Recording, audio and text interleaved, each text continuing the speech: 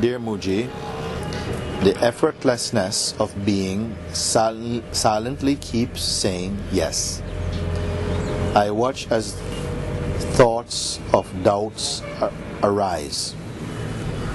Can this be it? Is it enough to keep quiet and available to allow grace to take care of the rest? At your feet, love, Noah. The effortlessness of being silently keeps saying yes. If it is saying yes, to what is it saying yes? If it is effortless, if it is effortless, this being is effortless, then actually it doesn't even need to say yes. Even. But if yes comes, it must be a subtle form of choice. And we have been speaking about this, that in the consciousness, when it is picked up, a little bit of the noise of identification with the body-mind, it will come more forcefully into the field of duality. And in duality, it will feel like this and like that. It's an unstable state. If it is identified with the body, it will not be able to stabilize anything in the manifestation. It will be in a state of restlessness quite often. So to come back to the pure stillness of being, which is effortlessly still, we have to bring the attention away from the belief that I am the body and recognize that the body itself is being observed by our self as consciousness.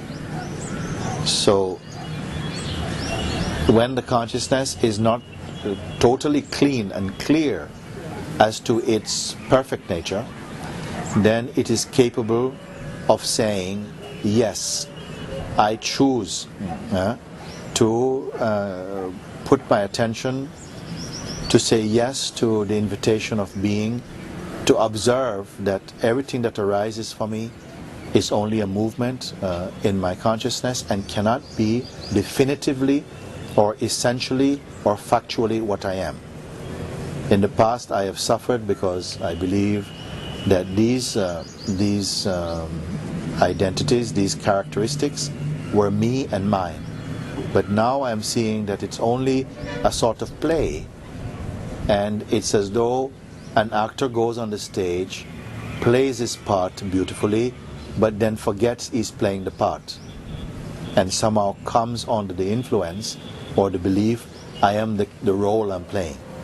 So somewhere in that state of recognizing I am actually not the part I'm playing, but this part seems to be going on somehow by some power, which we may call the cosmic pull or something like this, then at some point along there's a sense that I must make a choice for freedom. I must say yes to truth, because there is a power in saying yes at that stage of consciousness, and there's a power in saying not yet or no. All of these will have power. When you come out completely out of the delusion of that state of sleep or ignorance of identity, then there will be no need to say yes or no. Simply you are.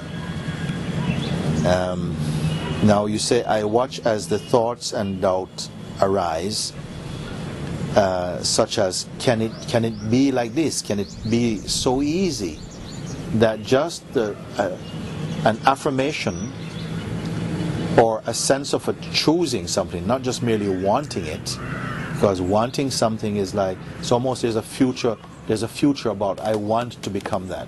When you say I choose this, there's a power with that, because it's an undivided authority. I choose this. In my heart I choose this. I'm not wishing for this, I'm choosing this thing, that there's a power in this. Now it says, this person is saying, is it enough to keep quiet and available and allow grace to care for the rest? This is a very good attitude, just to be quiet. Meaning, be quiet means I'm not following after my thoughts. I'm not following the invitation of the thoughts to say, come somewhere. I'm simply here. I'm aware of them, they can be calling, but I'm not responding to this call. I'm only resting here and somehow being open to grace. I'm just sitting here. So this is a great posture or attitude to take. But I go one step further and say, if it is, you ask, is it enough to keep quiet and available to allow grace to take care of the rest? That is if that you're waiting for something. If you're waiting for grace to come and make something right. But what I am saying is that the righteousness, the purity and the perfection already is here. So what is waiting for it? The one who is waiting, the assumed one who is waiting for grace to come, we must look and see if this one is really true. If this one is true, then there is a nobility, there is a purpose to the intention to wait for grace to do something. But if you should find out that the waiter is not true, then what will remain? The waiting will not remain. The waiter and the concept of having to wait will not be there. Then what will be there? Then I say there will be nothing that is standing in the way of your immediate and direct recognition that you must be that purity already. That you are not different from purity, you are not on the way to purity. All of these are dreamed notions arising in the conceptual or virtual state of being, not to the real, not to the actual. You see? So these things that we talk about, they are not easily assimilated in the human consciousness that is immersed in conditioning. They are not easy to assimilate. So I hope that you don't just shallowly sort of scan over what I'm speaking, but really again and again listen intently to what I'm pointing at and somehow immerse your attention in that contemplation, and everything will come clear for you. Because actually to realize the self is not really difficult in itself.